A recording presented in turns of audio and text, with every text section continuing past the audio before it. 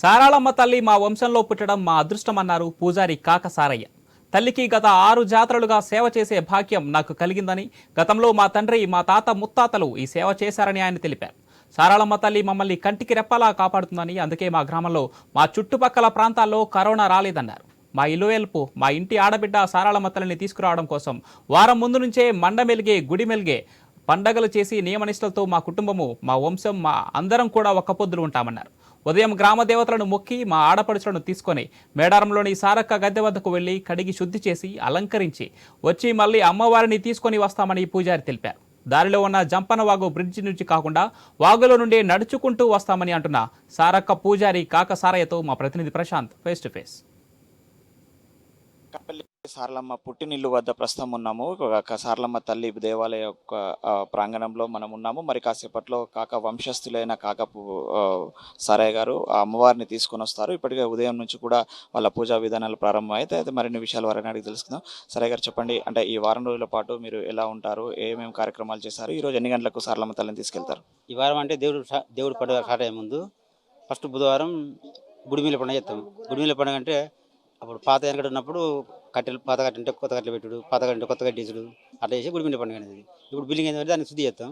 తర్వాత మండల పండుగ అంటే శుద్ధి చేసింది, మళ్ళీ శుద్ధి చేసి బుట్లు పసుపు కూర పడిపోయి మేడన సమక తల్లి సమర్పిస్తాం.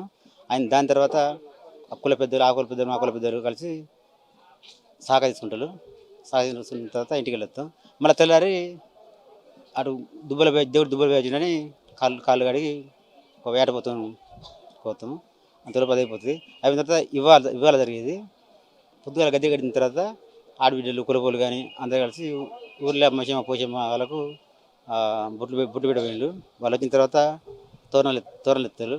ఎత్తిన తర్వాత మళ్ళీ సమ్మక్క సారలమ్మ దగ్గరికి ఆడపడతారు పోయి గద్దె దగ్గరికి బుట్లు వేసి గుడికి వస్తారు. వచ్చిన తర్వాత మేము కుల పెద్దలతో, పోలీసు బందోబస్తుతో, యూత్తో అందరితో కలిసి మేడం పోతాము. పోయే ముందు బ్రిడ్జి మీద కాకుండా వాగుల నుంచి పోతాము, నింపనగర్ నుంచి.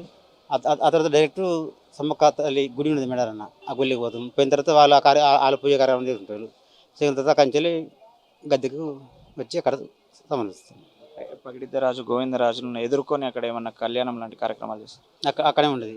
వాళ్ళు వచ్చి జింబరామ కలుతారు, గోవిందరాజు పడిదిరాజు జింబరామ కలుతారు. అక్కడ నుంచి అందరూ సెక్యూరిటీతో సమ్మక్క గద్దె దగ్గర పోయి అక్కడ కలిసి అక్కడి నుంచి గద్దె మీద పోతాం. ఈ వారం రోజుల పాటు మీకు వంశస్థులు ఎలా ఉంటారు, అంటే నియమ నిష్టలతో కానీ?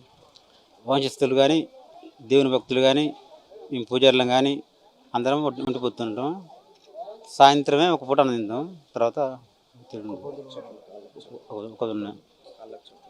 చెప్పుండే నాకు వాళ్ళకుంటే ఉంటారు, వాళ్ళకుంటే కానీ నాకుండే.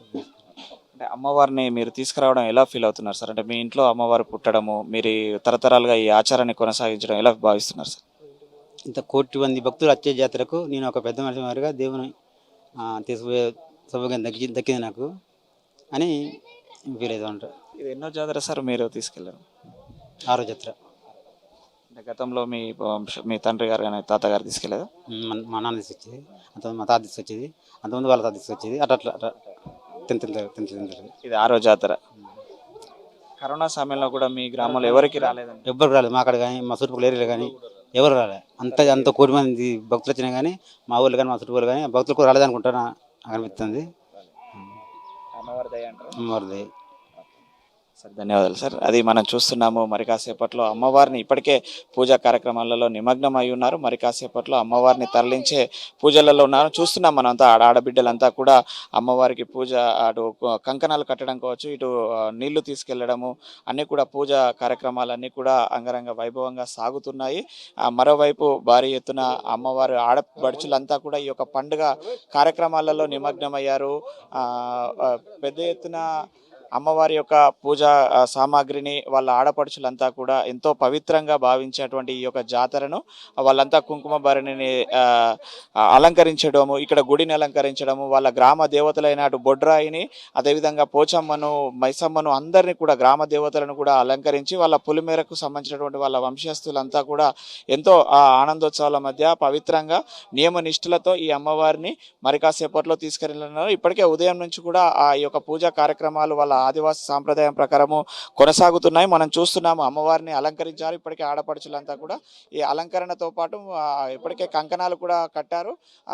అమ్మవారి నీళ్లు వాళ్ళ పూజా కార్యక్రమాలు చేస్తున్న పరిస్థితి మనం చూస్తున్నాం. ఇది ప్రస్తుతం సారలమ్మ గద్దె వద్ద ఉన్న పూజా కార్యక్రమాల యొక్క సిచ్యువేషన్. మన అమ్మవారు మరి కాసేపట్లో వనం నుండి జనంలోకి రానున్నారు. ఇది మన కన్నెపల్లిలోని సారలమ్మ దేవాలయం వద్ద ఉన్న ప్రజెంట్ సిచ్యువేషన్. ఓటు సారాలమ్మ రాకను స్వాగతిస్తూ మేడారం గ్రామస్తులు ఇండ్ల ముందు రంగవల్లులతో ముగ్గులు వేస్తూ ఆనందోత్సవాల మధ్య పండగ చేసుకుంటున్నారు. మా ఇలవేల్పు సమ్మక్క సారలమ్మ తల్లులు కన్నేపల్లి నుంచి మేడారం గ్రామంలో అడుగుపెడుతున్న శుభ సందర్భాన ప్రతి ఇంటి ముందట ముగ్గులు వేస్తూ స్వాగతాలు చెబుతూ భక్తి పారవశంలో మునుగుతున్న మహిళల వద్ద నుంచి మరింత సమాచారం మా ప్రతినిధి ప్రశాంత్ అందిస్తారు. మహాజాతర ఘట్టం ప్రారంభమైంది. అంగరంగ వైభవంగా భక్తుల కోలాహలం మధ్యలో అటు గద్దెలకు అమ్మవార్ల వద్ద మొక్కులు చెల్లించుకుంటున్నారు. మరోవైపు సారలమ్మ రాకను స్వాగతిస్తూ మేడారం గ్రామస్తులంతా కూడా వాళ్ళ గ్రామం ఇండ్ల ముందట ముగ్గులేస్తూ పండుగ చేసుకుంటున్న వాతావరణం మనం చూస్తున్నాము. ప్రస్తుతం మనం ఒక ఇంటి వద్ద ఉన్నాము.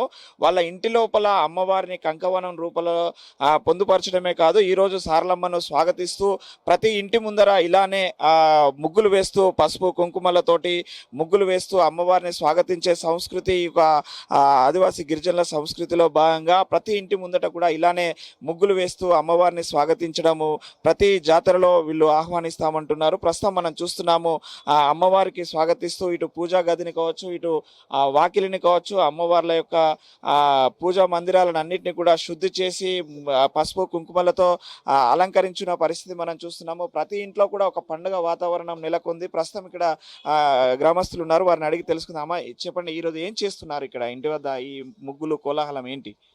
ఈరోజు వడిబియ్యం పోసుకుంటాం, ముగ్గులు వేస్తాం, పూజలు చేస్తాం.